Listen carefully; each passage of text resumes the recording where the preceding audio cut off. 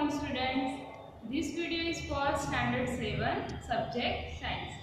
In this video lecture we will learn about our chapter number 4. The name of the chapter is heat. Okay, we are going ahead. We already discussed about what is thermometer, how it works, what is temperature and various types of thermometers are used for measuring temperature. Okay, now we will learn about transfer of heat. जो heat होती है वो transfer कैसे होती है, कौन से medium से वो ट्रांसफर होती है और कौन कौन से ऑब्जेक्ट से वो ट्रांसफर हो सकती है। जैसे कि हमें पता है कि प्लास्टिक में से हीट ट्रांसफर नहीं हो सकती है।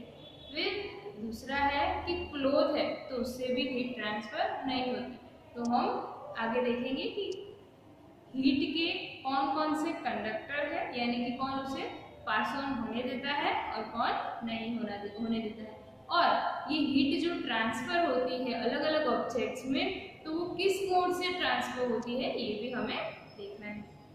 You might have observed that a frying pan becomes hot when kept on a flame. It is because the heat passes from the flame to the utensil. यानी कि अगर गर्म बर्तन को आप टच करोगे तो आपके हैंड में भी हीट आपको फील होगी, यानी कि वो क्या हो जाएगा, गर्म हो जाएगा। तो क्या होता है, फ्राइंग पैन है जो मेटल की बनी हुई होती है वो क्या करती है, हीट को पास ऑन होने देती है।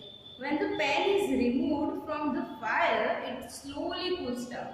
यानी अगर आप उसको गैस पर से नीचे उतार लो तो धीरे धीरे क्या हो जाएगा, वो ठंडा हो जाएगा। तो आप समझ सकते हो कि जब वो गैस पे चढ़ी हुई थी तो वो क्या, उसको हॉट एनवायरनमेंट मिल रहा था, हॉट एटमोसफियर मिल रहा था, तो वो हॉटर में से कूलर में, यानी मतलब कि अगर आप उसके नीचे रखते हो, नॉर्मल टेम्परेचर में रखते हो तो वो धीरे धीरे कोल्ड हो जाएंगे। The heat is transferred from the pan to the surroundings. So you can understand that in both cases the heat flows from a hotter object to a colder object. यानी कि पहले क्या था, गरम, उसमें से धीरे धीरे वो ठंडे सराउंडिंग्स में आ रही है। तो जो ऑब्जेक्ट है, हमारे जो फ्राइंग पैन है, वो भी धीरे धीरे क्या हो रही है, ठंडी हो रही है। In fact, in all cases, heat flows from a hotter object to a colder object. यानी कि हमें याद रखना है कि हर जगह पे, हर एक मैटर में क्या होता है, हीट जो ट्रांसफर होती है वो कैसे होती है, हॉटर में से कोल्डर एटमॉस्फेयर में या तो सराउंडिंग्स में ट्रांसफर होती है। अब यहाँ पर हमें एक एक्टिविटी दी गई है ये समझने के लिए। तो इसमें क्या करना है, आपको एक रोड लेना है, या तो फिर आप फ्लैट स्ट्रिप ऑफ एल्यूमिनियम, यानी कि एक पट्टी होती है एल्यूमिनियम की या तो फिर दूसरे मेटल की, वो आप ले सकते हो। उस पर क्या करना है, जो वैक्स यानी कि मोम है उसकी जो पीसीस है, हमें उसको क्या करना है, उस पर अटैच करना है। फिर एक यहाँ पे ब्रिक्स के साथ आपको स्टैंड बना हुआ दिख रहा है, मतलब ये सीधा रहना चाहिए, ऐसे आपको अरेंजमेंट करना है। फिर कैंडल के थ्रू आपको उसका जो एक एंड है वहाँ पे आपको हिट देनी है और फिर ऑब्जर्व करना है कि क्या होता है।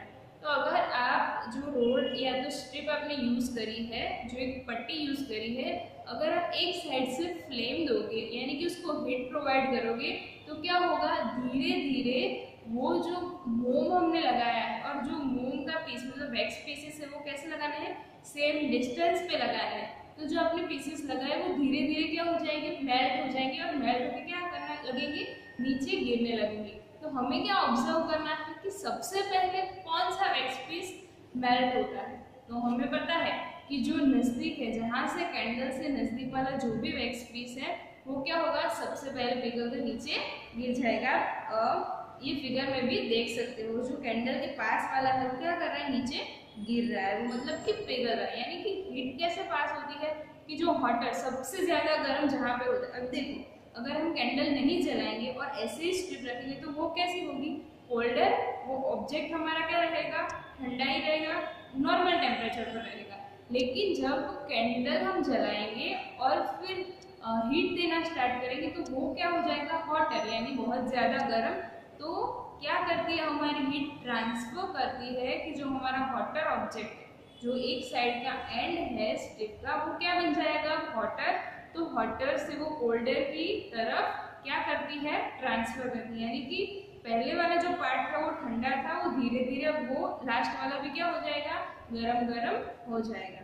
तो ये इससे हमें समझना है कि क्या करती है, हीट है वो ऑलवेज ट्रांसफर होती है हॉटर ऑब्जेक्ट में से कोल्डर ऑब्जेक्ट में। The process by which heat is transfer from the hotter end to the colder end of the object is known as conduction. अब ये जो प्रोसेस होती है हॉटर में से हीट की पास होने की कोल्डर ऑब्जेक्ट में, तो उसे क्या बोलते हैं, कंडक्शन।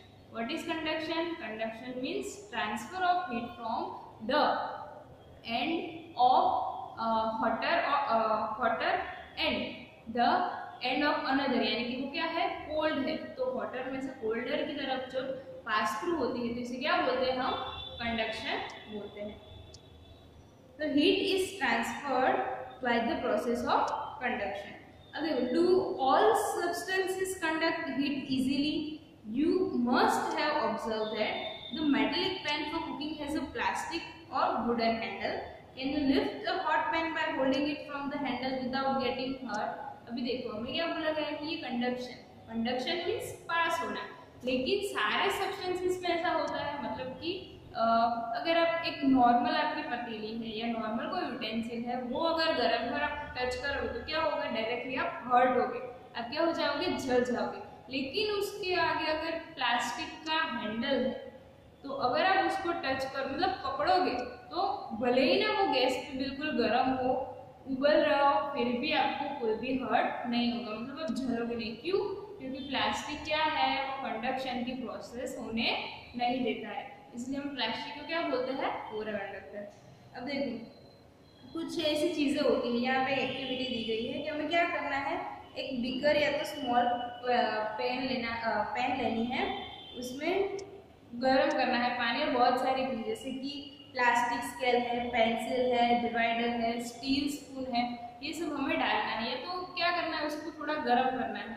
तो हम क्या ऑब्जर्व करेंगे कि जब ये जो स्टील है, स्टील की कोई स्पून है, तो वो क्या हो जाएगी, गर्म हो जाएगी, मतलब कि हम अगर उसे टच करेंगे तो हमें जलेगा। लेकिन अगर प्लास्टिक की कोई चीज़ है, उसको अगर हम गरम जो पानी है उसमें कराएंगे, मतलब उसमें अगर रखेंगे और दूसरी साइड से टच करेंगे तो हमें कोई भी हर्ट नहीं होगा। तो इससे हमें क्या सीखना है कि प्लास्टिक है वो क्या है, कंडक्टर नहीं है, मतलब कि प्लास्टिक के कंडक्शन की प्रोसेस नहीं करने देता है। The materials which allow heat to transfer और to pass through them easily are conductors of heat, यानी कि हीट को इजीली पास ऑन होने देते हैं। जैसे कि हमारा मेट स्टील की पैन है तो उसमें हीट क्या है, पास हो जाती है, तो उसे हम क्या बोल सकते हैं, conductors of heat. For example aluminium, iron and copper.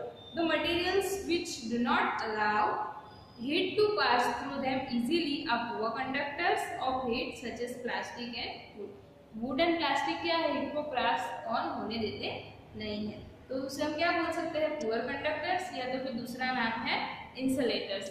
Insulators यानी कि वो क्या करते हैं, हीट को आगे बढ़ने से रोकते हैं। यहाँ पे एक आपको दूसरी भी एक्टिविटी दी गई है जिसमें क्या करना है, आपको एक ऐसे स्टैंड बने, जैसे फिगर में देख सकते हो, फिगर 4.9 में एक बिकर रखा हुआ है, उसमें पानी भरना है और नीचे से कैंडल थ्रू हमें क्या करनी है, हीट पास ऑन करनी है। तो आप ऑब्जर्व ये करोगे कि क्या होगा, सबसे पहले जो बीकर का जो एंड है, मतलब नीचे का जो पार्ट है जिससे पानी टच हुआ है, तो वो क्या हो जाएगा, पहले गर्म होगा, फिर वो पानी गर्म होके पानी ऊपर चला जाएगा और जो ठंडा पानी है वो नीचे, यानी कि ऐसे करके पूरे बीकर का जो पानी है वो धीरे धीरे गर्म हो जाएगा। सारा का सारा एक साथ नहीं होता है, क्या होता है, पहले जो भी नीचे, अब ये ऐसे भी ट्राई कर सकते हो, अगर आप घर पे पानी गर्म करने रखो और आप देखोगे कि आपने गैस ऑन कर दिया, थोड़ी देर हो गई, लेकिन अगर आप ऊपर से आपकी फिंगर ऐसे ड्रॉप करोगे तो आपको पानी क्या होगा, ठंडा ही लगेगा, मतलब नॉर्मल लगेगा। लेकिन धीरे धीरे अगर आप थोड़ा थोड़ा नीचे करते जाओगे तो नीचे वाला जो पानी है आपको गर्म लगेगा। तो क्या है कि ये प्रोसेस है हीट की पास होने की, कि पहले नीचे वाला जो है वो गर्म हो जाएगा पानी, फिर वो ऊपर आ जाएगा और जो ऊपर जो ठंडा पानी है होल्डर में से क्या बन जाएगा, वाटर बन जाएगा। तो ये जो प्रोसेस है, this process continues till the whole water gets heated. This mode of heat transfer is known as convection. यानी कि ये जो प्रोसेस है या तो ये मोड है ट्रांसफर होने का हीट का, उसे क्या बोलते हैं हम? कन्वेक्शन। जिसमें क्या होता है, धीरे धीरे करके पूरा पानी गर्म हो जाता है। अब ये थी पानी की बात। How does the heat travel in air? Air में हीट है वो कैसे ट्रैवल करती है? The air near the heat source gets hot and rises. The air from the sides comes in to take its place. In this way the air gets heated. The following activity confirms this है। यानी कि जैसे हमने पानी में क्या देखा कि वो अपवर्ड्स जाता है, मतलब हीट है हमारी कैसे पास ऑन होती है? अपवर्ड्स। तो एयर में भी हीट अपवर्ड से पास ऑन होती है। तो एक्टिविटी के थ्रू हम समझ सकते हैं कि कैंडल जलानी है आपको। एक हाथ आपको कैंडल के ऊपर रखना है और दूसरा कैंडल के साइड में रखना है। तो आपको क्या समझ में आएगा कि सबसे पहले जो हाथ जलेगा वो कौन सा होगा? जो आपने ऊपर रखा है वो। यानी कि जो साइड वाला पार्ट है वो भले ही कैंडल के नजदीक हो, लेकिन आपको वहां पे जलन नहीं होगी। क्यों? क्योंकि जो हमारी हीट है वो क्या करती है? अपवर्ड्स, यानी ऊपर की डायरेक्शन में वो क्या करती है? ट्रांसफर करती है। जैसे ही कन्वेक्शन में होता है, जैसे वाटर गर्म होता है, वैसे ही एयर में भी हीट ऐसे ही ट्रांसफर करती है।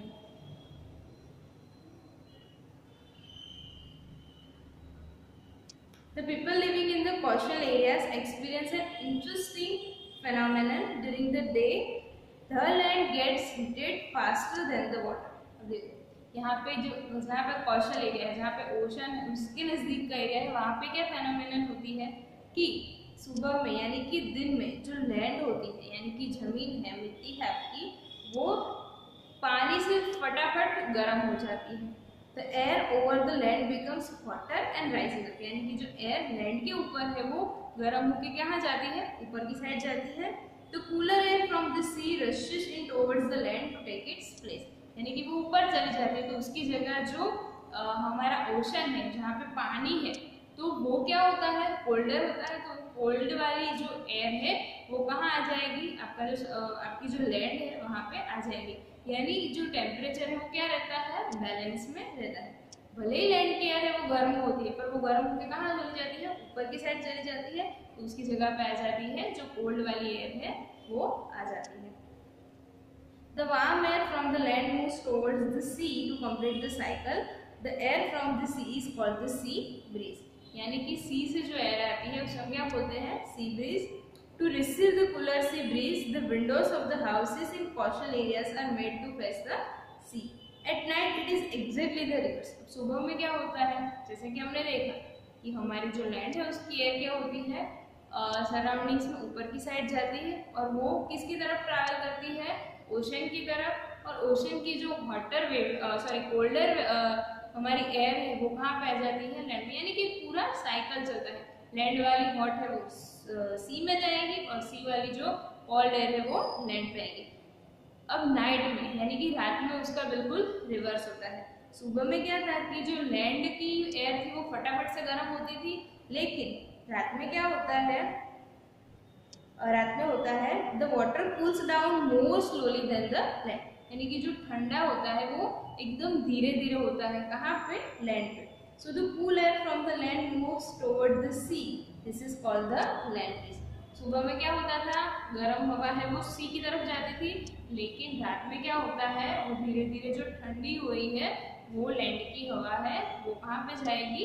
सी की तरफ जाएगी। और जो सी की तरफ जाती है लैंड से, उसे क्या बोलते हैं? Land breeze. The land moves towards the sea, it is called land breeze. When we come out in the sun, we feel warm. How does the heat from the sun reach us? It cannot reach us by conduction or convection, as there is no medium such as air in most part of the space between the earth and the sun. अब देखो सन है वो क्या है? एक बहुत ही अच्छा source है हीट का, जिसमें से हमें क्या मिलती है? हीट मिलती है, गर्मी मिलती है। लेकिन वो हीट जब हमारी अर्थ पे पास ऑन होती है तो वो कौन से मीडियम से, यानी कन्वेक्शन से होती है, कंडक्शन से, उसी कैसे होती है? तो अर्थ और सन के बीच में ऐसा कोई मीडियम नहीं है। वो कन्वेक्शन या तो कंडक्शन, कोई भी प्रोसेस या कोई भी मोड से वो ट्रांसफर नहीं होती है। वो क्या करती है, from the sun the heat comes to us by another process, यानी कि दूसरी प्रोसेस है। कौन सी? रेडिएशन, उसे हम नाम देते हैं radiation. The transfer of heat bye radiation does not require any medium, उसको मीडियम नहीं चाहिए।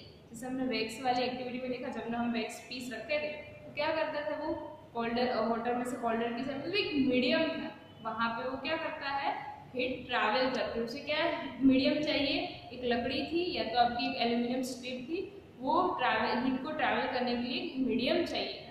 लेकिन सन से जो हीट अर्थ पे आती है उसे कोई भी मीडियम नहीं, मतलब कि सन की रोशनी सभी जगह या तो उसकी जो हीट है वो सभी जगह एक जैसी ही आती है। It can take place whether a medium is present or not. When we sit in front of a room heater, we get heat by this process.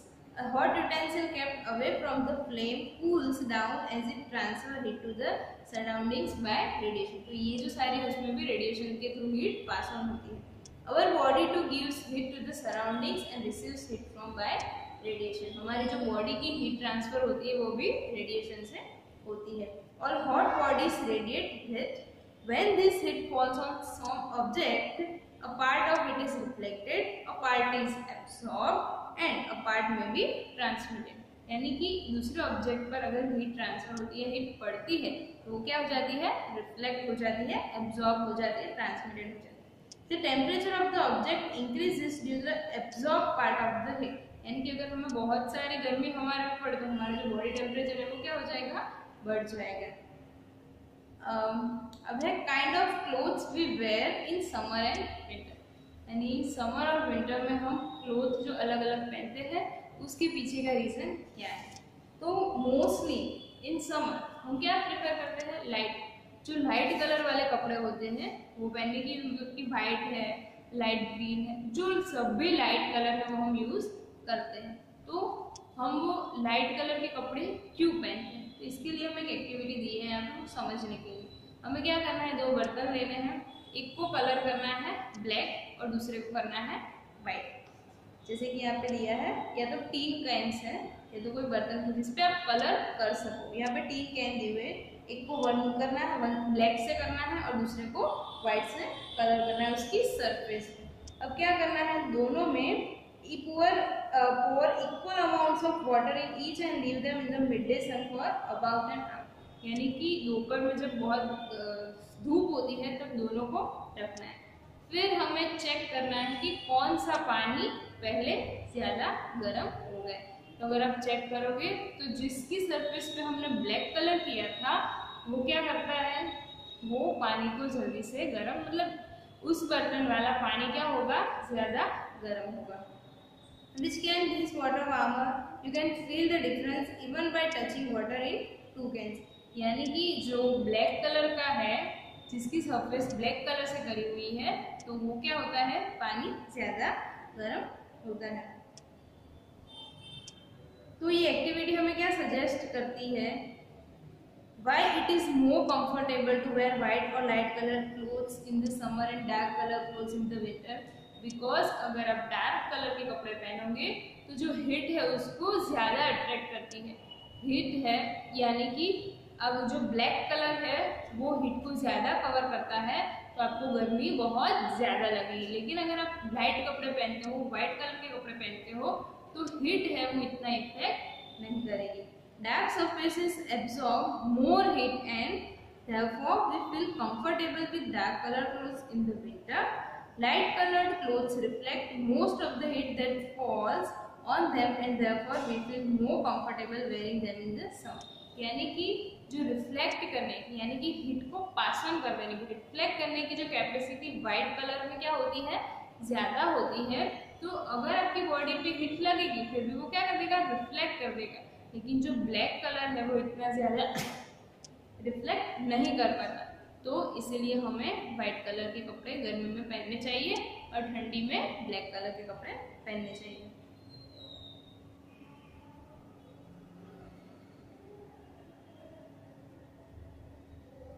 In the यहाँ पे पॉइंट है, woollen clothes keep us warm in winter. जो woollen cloth से हमें winter में warm रखते हैं, यानी कि गर्म रखते हैं, इतनी ज़्यादा ठंडी नहीं लगती है। तो किस रीज़न से? In the winter we use woollen clothes. Wool is a poor conductor of heat. पहले तो वूल है वो क्या है? पुअर कंडक्टर, यानी कि हीट को पास ऑन होने नहीं देता है। दूसरा, मोreover there is air trapped in between the wool fibers। Wool fibre के बीच में क्या होती है? एयर ट्रैप्स होती है, यानी कि हवा जाने की थोड़ी थोड़ी जगह होती है। This air prevents the flow of heat from our body to the cold surroundings, यानी कि हमारी बॉडी और जो कोल्ड सराउंडिंग्स है उसमें जो ट्रांसफर होता है वो क्या करता है? वहाँ पे उसको अवॉइड करवाता है। तो we feel warm. This air prevents the flow of heat from our body to the cold surroundings, so we feel warm. Suppose you are given the choice in winter of using either one thick blanket or two thin blankets joined together. What would you choose and why? Remember that there will be a layer of air in between the blankets. अगर आपको दो blanket choose करने हैं या तो एक blanket choose करना है तो आप क्या करोगे? दो, क्योंकि क्या हो जाएगा? एक आप ब्लैंकेट ओढ़ोगे उसके ऊपर दूसरा, तो बीच में क्या हो जाएगी? एयर आ जाएगी, यानी कि वो क्या करेगी? हीट को, जो आपकी ठंडी है, कोल्ड है, उसको प्रिवेंट करने की कोशिश करेगी, तो आपको ठंडी है वो बिल्कुल कम लगेगी। तो इस चैप्टर में हमने सीखा कि हीट है वो कैसे मेजर की जाती है, मतलब टेम्परेचर कैसे मेजर किया जाता है। दूसरा कि हीट ट्रांसफर कौन कौन से मोड से होती है, कौन से ऐसे मटेरियल से जो हीट को ट्रांसफर होने देते हैं उसमें क्या बोलते हैं? Conductor, good conductor. और जो हीट को ट्रांसफर होने नहीं देते उसे क्या बोलते हैं? पुअर कंडक्टर या तो इंसुलेटर। तो यहाँ पे आपका चैप्टर फिनिश होता है। आई होप कि आपको अच्छे से समझ में आया होगा। Thank you.